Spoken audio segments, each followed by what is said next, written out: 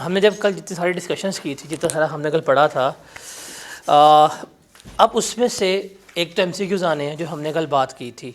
अब उसमें से जो थ्योरेटिकल क्वेश्चन आने हैं वो ये हैं, आपको डिफ़ाइन कंपनी नहीं आएगा, आपको डिफ़ाइन पब्लिक कंपनी नहीं आएगा, आपको डिफ़ाइन ये नहीं कहेगा कि व्हाट इज़ प्राइवेट कंपनी, आपको ये सवाल आएगा, इसको आपने लिखना है, इसको आपने एक्सप्लेन करना है।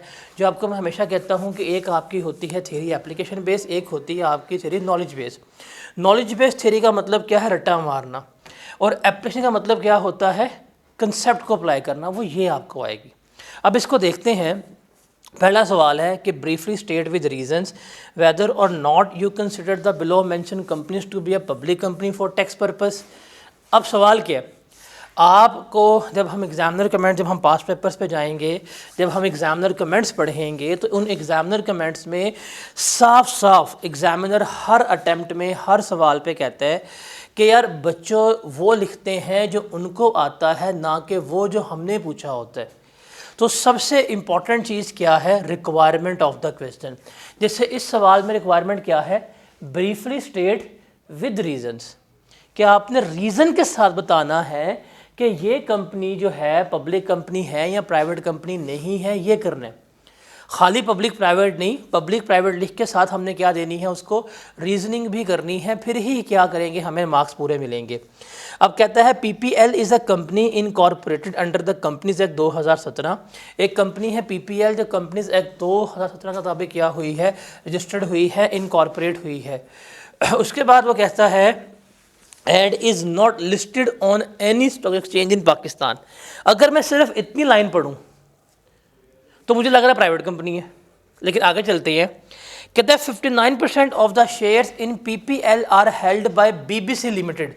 हाँ, ये हमने पढ़ा था कल। पब्लिक कंपनी के डेफिनेशन में कोई एक पॉइंट भी फुलफिल हो जाए तो हम उसे क्या मानते हैं, हम उसे पब्लिक कंपनी मानते हैं।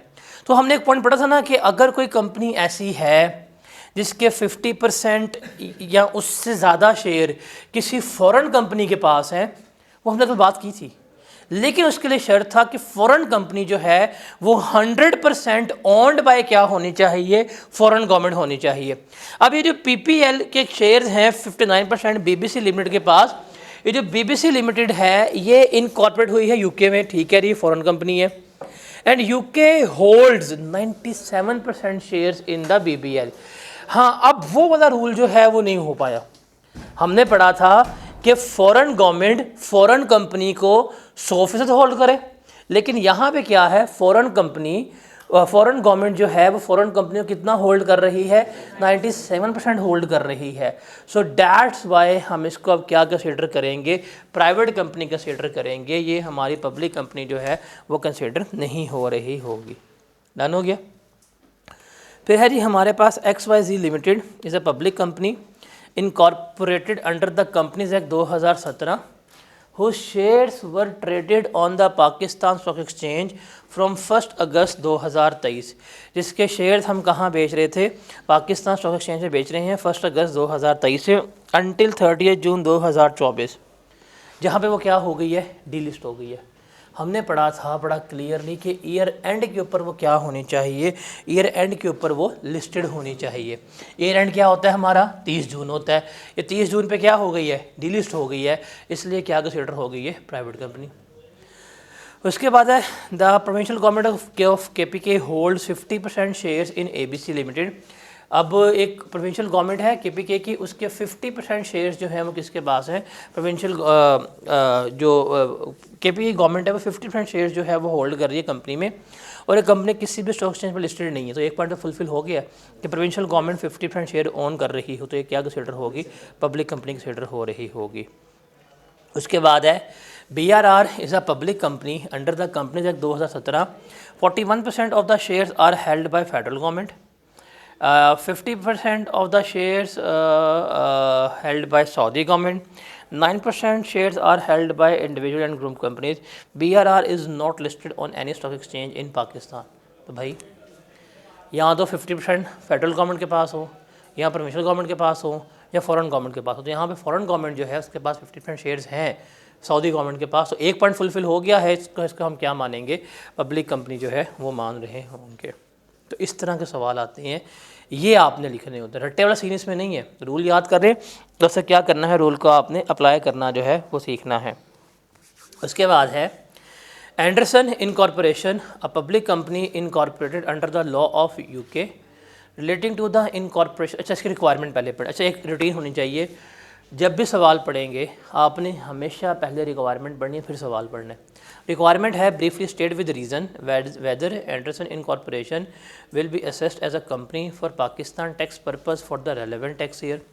क्या एंडरसन इनकॉर्पोरेशन जो है वो हमारी कंपनी कंसिडर होगी कि नहीं होगी, इसको हमने क्या करना है यहाँ पर डिस्कस आउट करना है। और सवाल चेंज हो गया, इससे पहले सवाल था कि बताएं जो वो हमारी पब्लिक कंपनी या प्राइवेट कंपनी। अब ये सवाल क्या है, बताएं कंपनी है कि नहीं है, पब्लिक प्राइवेट नहीं पूछ रहा है कि कंपनी है कि नहीं है। इसको ज़रा हम देखते हैं। कहते हैं Anderson incorporation a public company incorporated under the law of UK relating to the incorporation of company. एक कंपनी है जो यूके में रजिस्टर्ड हुई है एज अ कंपनी के तौर के ऊपर, has been operating in Pakistan for over 50 years, 50 साल से पाकिस्तान में काम कर रही है। उसका कंट्रोल एंड मैनेजमेंट जो है वो पाकिस्तान से बाहर था। तो क्या है, तो भाई हमने कंपनी के डेफिनेशन में पॉइंट नंबर 5 में पढ़ा था क्लियरली कि अगर कोई कंपनी दुनिया में किसी भी मुल्क में एज अ कंपनी तौर पर रजिस्टर्ड हुई है तो वो हमारे लिए भी क्या कंसिडर होगी, कंपनी ही कंसिडर हो रही होगी। Got it. तो ये सवाल आते हैं जिसको हमने क्या करना होता है, लेके चलना होता है। इसे एक दफ़ा देख लें आप लोग, फिर हम ज़रा आगे चलते हैं।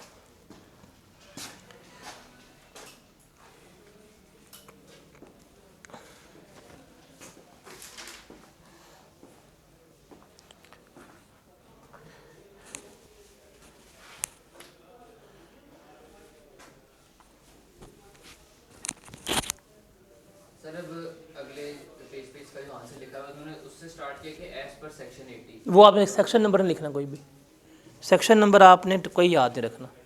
बस एक जगह आएगा कैपिटल गेन में, वहाँ याद करा दूंगा, उसके अलावा कोई सेक्शन नंबर आपने याद नहीं रखना किसी किस्म का भी।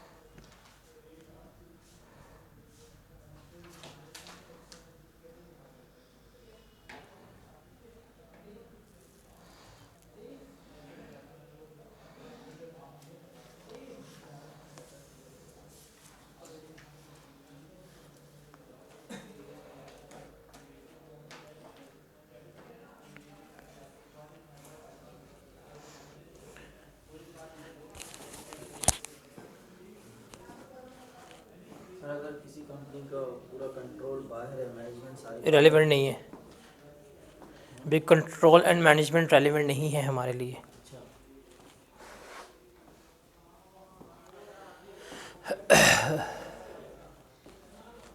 आगे चलते हैं। अब आगे हमारे पास one of the most important area आने लगा है, डेट इज़ रेजिडेंशियल स्टेटस क्या होता है, उसको ज़रा हमने यहाँ पे देखना है। देखें जो हमारी इनकम है ना,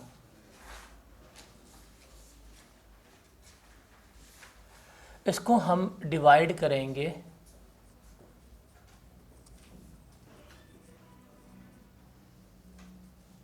जियोग्राफिकली, मतलब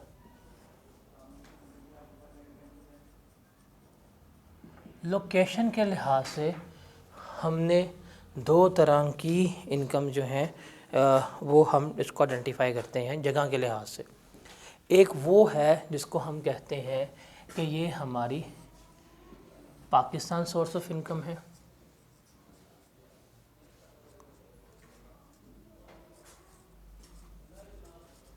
और दूसरी है हमारी, उसको हम कहते हैं फॉरेन सोर्स ऑफ इनकम। एक कौन सी है, पाकिस्तान सोर्स ऑफ इनकम, दूसरी कौन सी है, फॉरेन सोर्स ऑफ इनकम। हमें नाम ही बता रहा है, मतलब क्या है पाकिस्तान सोर्स ऑफ इनकम का, कि वो इनकम जो हम कहाँ से कमा रहे हैं, पाकिस्तान से कमाएंगे, उसको हम क्या कहेंगे, पाकिस्तान सोर्स ऑफ इनकम। और वो इनकम जो हम बाहर से कमाएंगे वो मेरी क्या कहलाएगी, फॉरेन सोर्स ऑफ इनकम। आपका अगर यहाँ पे कोई यूट्यूब चैनल है तो यूट्यूब के पैसे कौन से कहलाएंगे? आपके फॉरेन सोर्स ऑफ इनकम कहला रहे होंगे। पाकिस्तान सोर्स ऑफ इनकम के बारे में याद रखिएगा कि पाकिस्तान से जो पैसे कमाएंगे ना, वो हमेशा टैक्सेबल होते हैं। क्या होते हैं? हमेशा टैक्सेबल होते हैं। ये असूल आपने याद रखना है कि पाकिस्तान से आज जो पैसे कमाएंगे वो हमेशा क्या होते हैं? टैक्सेबल होते हैं। ये असूल है। आप पाकिस्तान में नौकरी कर रहे हैं, सैलरी कमाएंगे, टैक्स पे करेंगे। आपके पाकिस्तान में प्रॉपर्टी है, आप रेंट कमा रहे हैं, टैक्स पे करेंगे। आपका पाकिस्तान में कारोबार है, क्या करेंगे? टैक्स पे करेंगे। तो असूल क्या है? जो पैसे पाकिस्तान से कमाओगे वो क्या होंगे? टैक्सेबल होंगे। सवाल ये है कि जो पैसे पाकिस्तान से बाहर से कमाए हैं, क्या ये पैसे टैक्सेबल है? यूट्यूब के पैसे आए हैं, किसके ऊपर टैक्स पे करने हैं? पाकिस्तान में बैठ के फ्रीलांसिंग कर रहा हूँ, क्लाइंट मेरा गोरा बैठा हुआ है, पैसे भेज रहा है, क्या टैक्स पे करने? कैसे फैसला होगा? इसके लिए हमने एक प्रिंसिपल देखना है, असूल देखना है। असूल क्या है? बेसिकली असूल ये है कि जो बंदा, जो पर्सन पाकिस्तान का रेजिडेंट होगा, उसकी जो फॉरेन सोर्स ऑफ इनकम होगी वो क्या होगी? हमारी टैक्सेबल होगी। असूल क्या है? जो पाकिस्तान का रेजिडेंट होगा उसकी फॉरेन सोर्स ऑफ इनकम क्या होगी? टैक्सेबल होगी। What is the principle? जो पाकिस्तान का रेजिडेंट होगा उसकी फॉरेन सोर्स ऑफ इनकम जो है वो क्या होगी? टैक्सेबल जो है होगी। दिस इज़ द असूल, दिस इज़ द प्रिंसिपल जिसको हम क्या कर रहे हैं? लेके चल रहे हैं। ये क्या है? असूल है। ये क्या है? हमारा प्रिंसिपल है। अब यहाँ पे ना एक चीज़ याद रखिएगा कि अगर एक बंदा पाकिस्तान का रेजिडेंट है, रेजिडेंट का मतलब होता है रिहायशी, एक बंदा पाकिस्तान का रेजिडेंट है तो उसकी पाकिस्तानी सोर्स ऑफ इनकम ये भी टैक्सेबल है जो उसने पाकिस्तान से पैसे कमाए हैं। जो उसकी फॉरेन सोर्स ऑफ इनकम है वो भी क्या है? हमारी टैक्सेबल है जो उसने बाहर से पैसे कमाए हैं। ये याद रखिएगा। लेकिन एक बंदा पाकिस्तान का नॉन रेजिडेंट है, मतलब पाकिस्तान का रिहायशी नहीं है, तो उसके लिए असूल क्या है? याद रखिएगा कि उसकी जो पाकिस्तानी सोर्स ऑफ इनकम होती है वो हमेशा क्या होगी? टैक्सेबल होगी। लेकिन जो उसकी फ़ॉरेन सोर्स ऑफ इनकम है वो टैक्सेबल नहीं होगी। ये चीज़ें जो है वो हमने क्या रखनी है? याद रखनी है। ये दो बातें ये आपने क्या रखनी है? याद रखनी है। ये दो बातें आपने क्या रखनी है? याद रखनी है। अब सवाल ये है कि how we are going to decide कि रेजिडेंट बंदा कब होता है? रेजिडेंट बंदा कब होता है? हमें कैसे चलेगा पता कि ये बंदा रेजिडेंट है? क्योंकि हम कह रहे हैं रेजिडेंट पर्सन। जब मैं पर्सन की बात करता हूँ तो मुझे पता है कि पर्सन में क्या कुछ आएगा। पर्सन में आएगा इंडिविजुअल, पर्सन में आएगा एओपी, पर्सन में आएगा कंपनी, पर्सन में आएगा गवर्नमेंट। ये चारों को हम कहते हैं ना पर्सन। तो भाई चार अलग हैं, ही, शी, कंपनी, एओपी, गवर्नमेंट। तो कैसे चलेगा पता कि कौन सा रेजिडेंट है? इसके लिए अब हम क्या देखेंगे? रूल्स देखेंगे। इन रूल्स में ना हम सबसे पहले आएंगे गवर्नमेंट के पास। गवर्नमेंट की बात हो रही है बेसिकली जो हमारी फेडरल गवर्नमेंट है, जो हमारी प्रोविंशियल गवर्नमेंट है। रिमेंबर ये हमेशा क्या होती है? रेजिडेंट होती है। हमेशा क्या होती है? रेजिडेंट होती है। इसलिए जो इसके एम्प्लॉयज़ हैं, इसलिए जो इसके एम्प्लॉय हैं, जो सरकारी मुलाजमीन हैं, वो हमेशा क्या होंगे? रेजिडेंट होंगे। बिकॉज सरकारी मुलाजमीन किसको रिप्रेजेंट करता है? सरकार को रिप्रेजेंट करता है। बेशक सरकारी मुलाजिम है, नौकरी कर रहा है, उसकी पोस्टिंग पाकिस्तान से बाहर कर दी गई है, वो फिर भी क्या रहेगा? पूरी ज़िंदगी वो रेजिडेंट ही रह रहा होगा। तो irrespective of any law, irrespective of any rule, irrespective of any criteria, सरकारी मुलाजिम जो है ना, गवर्नमेंट एम्प्लॉय, वो हमेशा क्या रहेगा? वो हमेशा आपका रेजिडेंट रहेगा। वो क्या रहेगा? हमेशा आपका रेजिडेंट रहेगा। ये चीज़ आपने याद रखनी है, भूलनी नहीं है। सरकारी मुलाजिम क्या रहेगा? आपका हमेशा रेजिडेंट रहेगा। सरकारी मुलाजिम क्या रहेगा? हमेशा रेजिडेंट रहेगा। उसने लिखा थी गवर्नमेंट एम्प्लॉय है, ABC दुबई बैठा है, पिछले 5 साल से रेजिडेंट है, उसके लिए हम कोई रूल नहीं देखेंगे। बिकॉज वो किसको रिप्रेजेंट कर रहे होते हैं? गवर्नमेंट को रिप्रेजेंट कर रहे होते हैं। अब इसका मतलब रूल्स किन के लिए हैं? रूल्स जो हैं जो हमने देखने हैं वो इन तीनों के लिए रूल्स देखने हैं, जिनको हम क्या करते हैं अब वन बाय वन डिस्कस करते हैं। सबसे पहले हम आसान डिस्कस करेंगे, फिर हम मुश्किल के ऊपर आएंगे, क्या है और क्या नहीं है उसको देखते हैं।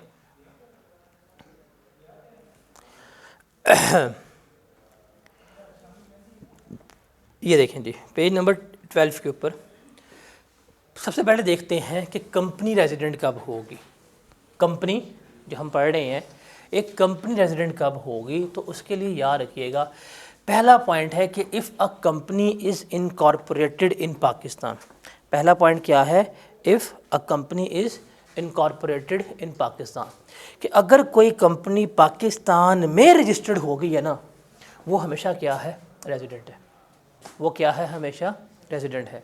अगर कोई कंपनी पाकिस्तान में रजिस्टर्ड हो गई है तो वो हमेशा क्या कंसीडर होगी? वो हमेशा रेजिडेंट कंसीडर होगी। वो हमेशा क्या कंसीडर होगी? रेजिडेंट कंसीडर होगी। क्या कंसीडर होगी? रेजिडेंट कंसीडर होगी।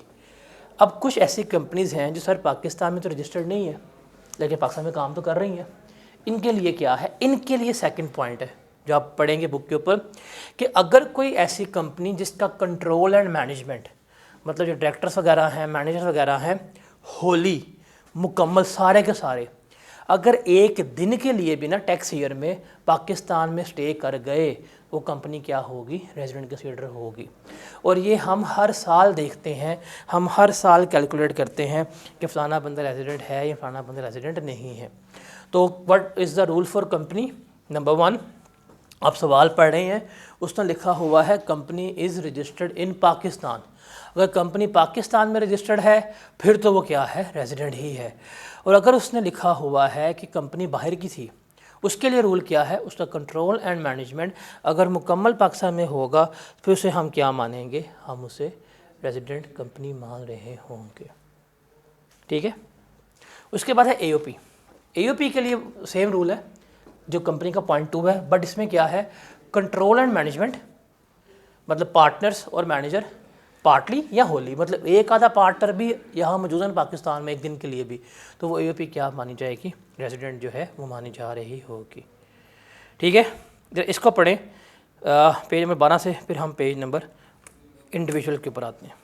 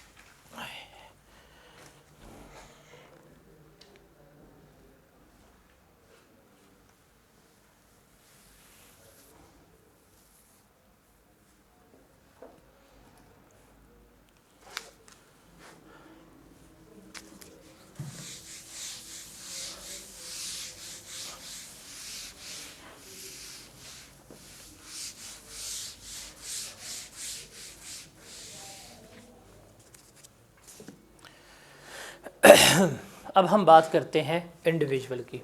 ये हमारे लिए इम्पोर्टेंट है कि कोई भी इंडिविजुअल जो है वो रेजिडेंट कब होगा, उसको ज़रा हम यहाँ पर देखते हैं कि इंडिविजुअल रेजिडेंट कब होता है। अब इंडिविजुअल में ना सबसे पहले आपने याद रखनी है कि आएंगे आपके पास गवर्नमेंट एम्प्लॉयज़। क्या आएंगे? Government employees. या गवर्नमेंट एम्प्लॉयज़ जो हैं वो हमारे क्या होते हैं? हमेशा रेजिडेंट होते हैं। कहानी ख़त्म, एंड ऑफ डिबेट। सरकारी मुलाजिम है वो क्या है? हमेशा रेजिडेंट है। अब हम बात करते हैं इनके अलावा जो अदर देन गवर्नमेंट एम्प्लॉयज़ हैं, नॉर्मल लोगों के लिए इनका रूल क्या है कि इनका अगर stay in a tax year, क्या stay in a tax year. अब टैक्स ईयर शुरू हमारा होता है कब, 1 जुलाई 2025 को, ख़त्म हुआ 30 जून 2026 को। ये हमारा टैक्स ईयर है। कहता है कि अगर किसी भी एक टैक्स ईयर में इस इंडिविजुअल का स्टे 183 डेज या ज़्यादा है, कितना स्टे है, 183 दिन या उससे ज़्यादा है, तो हम कह देंगे कि ये बंदा टैक्स ईयर 2026 के लिए क्या है, रेजिडेंट है। ये क्या है, ये बंदा टैक्स ईयर 2026 के लिए रेजिडेंट है। ये हम हर साल देख रहे होते हैं, कि हम हर साल कैलकुलेट करते हैं। माइट भी एक बंदा इस साल पाकिस्तान में है, अगला साल छोड़ दे, इस साल रेजिडेंट है, नेक्स्ट ईयर क्या हो जाएगा, नॉन रेजिडेंट हो जाएगा। अच्छा सवाल ये, जो हमने डेज़ काउंट करने हैं, डेज़ कैसे काउंट करेंगे, क्या इकट्ठा स्टे करना चाहिए? The answer is no. On off भी हो सकता है, यहाँ पे आए ना आए, ये करे वो करे, हो सकता है। जिसका मतलब जब हम डेज़ काउंट करेंगे, रूल 14 है, तो इन डेज़ में हमारे पास क्या कुछ आएगा वो देखते हैं। रिमेंबर डे ऑफ अराइवल इसमें आएगा, क्या आएगा, डे ऑफ अराइवल जब पाकिस्तान में आए। नंबर 2 इसमें आएगा आपका डे ऑफ डिपार्चर, जब आप पाकिस्तान से छोड़ के चले गए, वो इसका पार्ट बनेगा। नंबर 3 इसमें आएगा पार्ट ऑफ डे, कि जिस दिन आप पाकिस्तान में आए, जिस दिन पाकिस्तान से, वो भी शामिल है। देयर आर मैनी सेठ जो दुबई बैठे हुए हैं, फैक्ट्री उनकी कराची में लगी हुई है, सुबह फ़्लाइट पकड़ें दुबई से, 2-1.5 घंटे की फ़्लाइट होती है, कराची पहुँचते हैं, मीटिंग अटेंड करते हैं, शाम को चले जाते हैं वापस। बहुत बिजनेसमैन है कि प्लांट पाकिस्तान में लगाया हुआ है, सस्ता प्लांट है, बिकॉज जो 2 नंबरी करनी यहाँ पे करवा सकते हैं। वो बैठे कहाँ पे हुए हैं, एक सुकून वाले मुल्क में जहाँ पे वो कुछ भी नहीं कर सकते। तो एक टिकट पकड़ते हैं लाख रुपए की, लैंड करते हैं, मीटिंग की, फैक्ट्री विजिट की, शाम को टिकट पकड़े चले गए। तो जो पार्ट ऑफ डे है वो भी इसमें हम क्या करेंगे, काउंट कर रहे होंगे। उसके अलावा वो बंदा अगर कोई हॉलीडेज़ के लिए आया है, कोई वकेशन के लिए, छुट्टियां मनाने के लिए आया है, इवेंट्स के लिए आया है, वो भी होगा। अगर वो बंदा फंस गया है लॉकडाउन में, धरनों में, इस तरह में, अब तो वो लोग नहीं रह गए धरने वाले जहाँ फंसाते थे, तो अगर वो फंस जाता तो वो भी क्या होगा, बीच में काउंट हो रहा होगा। बस इसमें एक दिन नहीं आता, वो है डे इन ट्रांजिट, जो होता है ना आपका इन ट्रांजिट डे, इसको हम कभी भी इंक्लूड नहीं करते। इसके अलावा ऑलमोस्ट सारे डेज़ हमारे क्या होते हैं, इंक्लूड होते हैं। एक बंदा पाकिस्तान में आया, लैंड किया, गाड़ी बज गई, चला गया कोमे में, पड़ा हुआ हॉस्पिटल में, हम डेज़ काउंट करते रहेंगे उसके बैठ के। जब उसको आनी है होश तो वो क्या होगा, रेजिडेंट हुआ होगा। तो बेशक बीमारी के लिए क्यों नहीं आया, इलाज के लिए क्यों नहीं आया, वो सारे डेज़ हम क्या कर रहे होंगे, काउंट कर रहे होंगे। अब डे इन ट्रांजिट का मतलब क्या है। फॉर एग्ज़ाम्पल आपने फ़्लाइट पकड़ी श्रीलंका से, जाना था आपने तुर्की, कहाँ से, श्रीलंका से तुर्की। रास्ते में लाहौर में फ़्लाइट में रुकना है और ले ओवर करना है, कुछ मुसाफिर उठाने हैं ये और वो, तो यहाँ पे आपको स्टे करना पड़ रहा है। अब ये स्टे घंटे का भी हो सकता है, ये स्टे अप टू 23 आवर्स भी हो सकता है। इस स्टे के लिए अगर आप यहाँ पे हैं, ये इन ट्रांजिट स्टे है, इसको हम कभी भी काउंट नहीं कर रहे होंगे। ये चीज़ आपने याद रखनी है, ठीक है। और थर्ड इसमें रूल याद रखना है, थर्ड रूल, अच्छा इस पे भी मैंने आपको कोई नहीं कहा कि जी पाकिस्तानी सिटीज़न हो, मैंने यहाँ पे भी आपके लिए पाकिस्तानी सिटीज़न का नाम नहीं लिया। थर्ड रूल जो है जिसको हम यहाँ पे डिस्कस करेंगे वो है पाकिस्तानी सिटीज़न के लिए। किसके लिए, पाकिस्तानी सिटीज़न के लिए, पाकिस्तानी शहरी के लिए। What is the meaning of Pakistani citizen, जिस बंदे के पास पाकिस्तान का शनाख्ती कार्ड है, जिस बंदे के पास पाकिस्तान का आईडी कार्ड है। अगर कोई एक बंदा जिसके पास पाकिस्तान का शनाख्ती कार्ड है, जिसके पास पाकिस्तान का आईडी कार्ड है, उसके लिए क्या है कि अगर ये पर्सन जिसके पास पाकिस्तान का आईडी कार्ड है, अगर इसका स्टे दुनिया में किसी कंट्रीज़ में 182 डेज से ज़्यादा नहीं है, मतलब ये बंदा अगर दुनिया में किसी भी मुल्क का रेजिडेंट नहीं है, तो किसका रेजिडेंट होगा, वो पाकिस्तान का होगा। क्यों, आप कौन है, आप पाकिस्तानी हैं।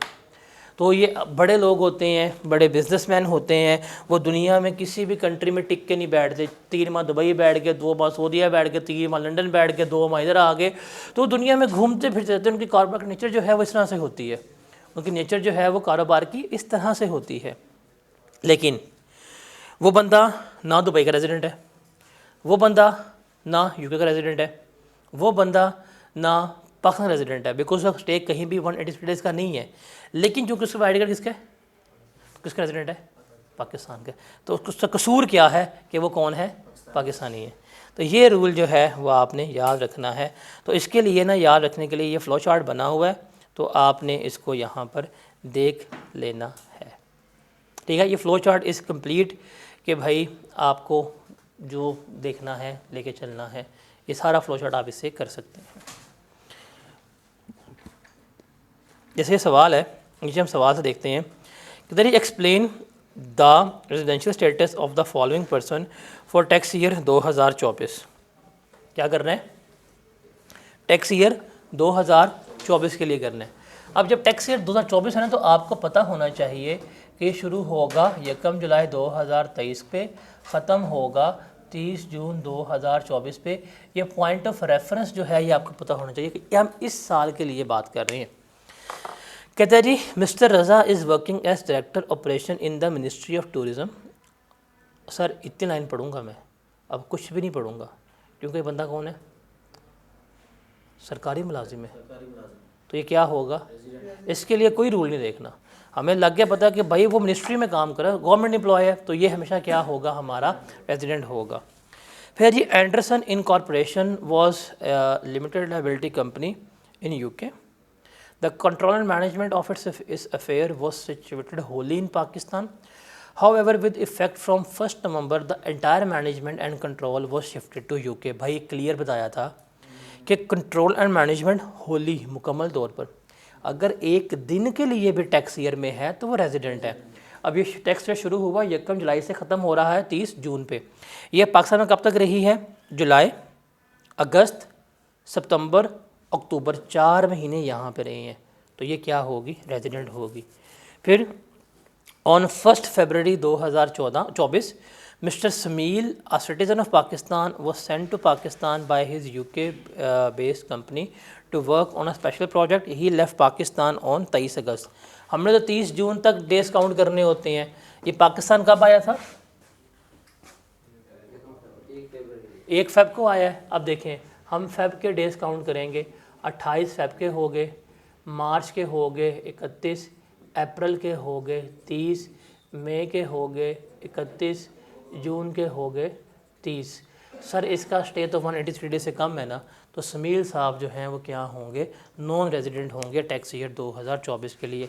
अब देखें वो गया कब है, 23 अगस्त को, लेकिन मेरा ईयर एंड ख़त्म हो गया, तो मैंने ईयर एंड तक काउंट करना है। वो जो अगला जुलाई अगस्त है वो अगले साल 25 में फॉल कर रहा है, और हम किसके लिए कैलकुलेट कर रहे हैं, 24 के लिए कैलकुलेट कर रहे हैं। इसमें बच्चा क्या गलती करता है, वो फर्स्ट सबसे शुरू करेगा और 23 अगस्त तक काउंट करेगा कि रेजिडेंट हो गया। भाई ऐसा नहीं करना। आप देखिए ईयर एंड क्या है सवाल पे, इसलिए पहले मैंने लिख दिया ईयर एंड कि हम इस डेट से लेके इस डेट तक बात कर रहे हैं, इसके बाद जो है वो रेलिवेंट नहीं है, जो इससे पहले था वो भी रेलिवेंट हमारे लिए नहीं होगा। तो ये आपने ध्यान रखना है जब सवाल कर रहे होंगे आप। फिर BBL is a non listed public company incorporated under the companies act 2017। All the share holder of the company are individual.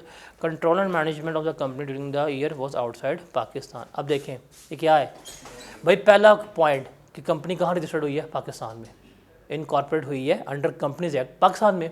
तो एक कंपनी जो पाकिस्तान में रजिस्टर्ड हो गए तो वो क्या होती है, हमारी हमेशा रेजिडेंट ही कंसिडर हो रही होती है। पहला पॉइंट हमने ये पढ़ा था। तो दूसरा पॉइंट कंट्रोल एंड मैनेजमेंट का, तो उन कंपनीज़ के लिए ना जो पाकिस्तान में रजिस्टर्ड नहीं हुई, तो कहाँ रजिस्टर्ड हुई है ये, पाकिस्तान में, तो ये क्या होगी, ये हमारी रेजिडेंट कंसिडर हो रही होगी। उसके बाद है mister Salman, a property dealer in USA, came to Pakistan on 1 February 2023। During the stay up to 2 August 2023, he remained in Peshawar up to 30 June and thereafter till his departure from Pakistan in Quetta.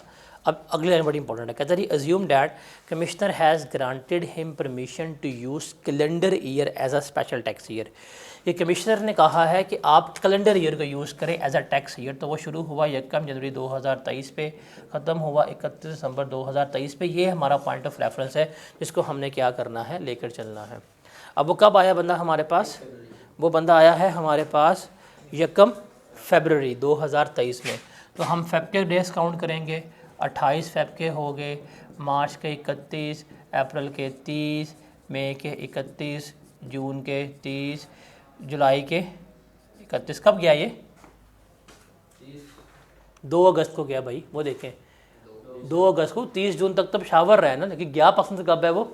2 अगस्त। तो अगस्त के भी आ जाएंगे हमारे पास 2। इनको count करके अपना कितना count करें कितना बनता है? 183 डेज़ बन रहे हैं। अगर इसका डे 183 डेज़ बन रहे हैं तो ये हमारा क्या कंसिडर होगा? रेजिडेंट जो है वो कंसिडर हो रहा होगा।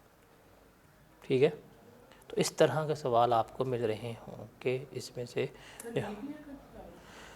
लिखते हैं, एक्चुअल डेज काउंट करते हैं। तो लीप ईयर का बड़ा आसान सा है कि हर 4 साल के बाद लीप ईयर होता है। मतलब आप देखेंगे 22 लीप ईयर था, अब 26 होगा, फिर 30 होगा, फिर 34 होगा, फिर 38 होगा, तो ये लीप ईयर है। लेकिन पेपर में इतनी प्रिसाइज कैलकुलेशन ना भी करें तो चल जाएगा। अगर आप कंफ्यूज हैं, देखें 23, 25, 27 ये तो कभी लीप ईयर नहीं हो सकते ना। लीप ईयर हमेशा इवन नंबर्स में आता है। तो अगर आप कंफ्यूज हो रहे हैं तो आप 28 कंसिडर कर लें। अगर आप पेपर में एक्चुअल डेज काउंट नहीं कर पा रहे तो 28 इज़ अ सेफर साइड। ठीक है, अब इसमें हमारा थोड़ा टॉपिक रह गया। मैं अब आपसे उसकी एक रिकॉर्डिंग फिर कर दूंगा कल, और with past paper of this chapter आप उसे कंप्लीट करके मंडे को टेस्ट देंगे। मंडे को फिर हम अपने नेक्स्ट चैप्टर जो है वो सैलरी का स्टार्ट कर रहे होंगे। मंडे को आपका इस चैप्टर का टेस्ट होगा। I will share the recording of past papers of this chapter. जितने हिस्टोरिकली पास्ट पेपर आए हैं आपने वो करने, और उसके बाद फिर आप मंडे को उसके टेस्ट देंगे। और मंडे को हम टेस्ट अदर दिन क्लास होगा, मंडे से हम वो स्टार्ट करेंगे नेक्स्ट चैप्टर जो हमारा होगा इनकम फ्रॉम सैलरी। एक छोटा सा पॉइंट है, क्योंकि अब टाइम नहीं है, अदरवाइज़ वो मैं करवा देता, तो उसी में आप कवर कर लीजिएगा, कोई 10 मिनट की डिस्कशन वगैरह होगी। ठीक है, लेकिन आपको एक चीज़ समझ आ गई होगी कि इस तरह के सवाल जो हैं इस चैप्टर में से आने हैं। जब कहा था कि भाई टेक्स्ट में 40% थेरी है, तो ये थेरी है। ये अभी जो 2 सवाल कराए हैं ये थ्योरेटिकल सवाल आने हैं, तो रट्टा वाला सीन नहीं है। आप वर्ड टू वर्ड याद करें, कुछ नहीं आएगा वैसा। आप वर्ड टू वर्ड याद कर भी लो, से पूछना नहीं वो चीज़ वर्ड टू वर्ड। तो आपने नॉलेज को अप्लाई करना सीखना, नॉलेज को अप्लाई करेंगे आपके मार्क्स जो हैं वो मिलते जाएंगे। तो कंसेप्ट की चीज़ों को आप लोगों ने स्ट्रॉन्ग करना। ठीक है, ओके जी।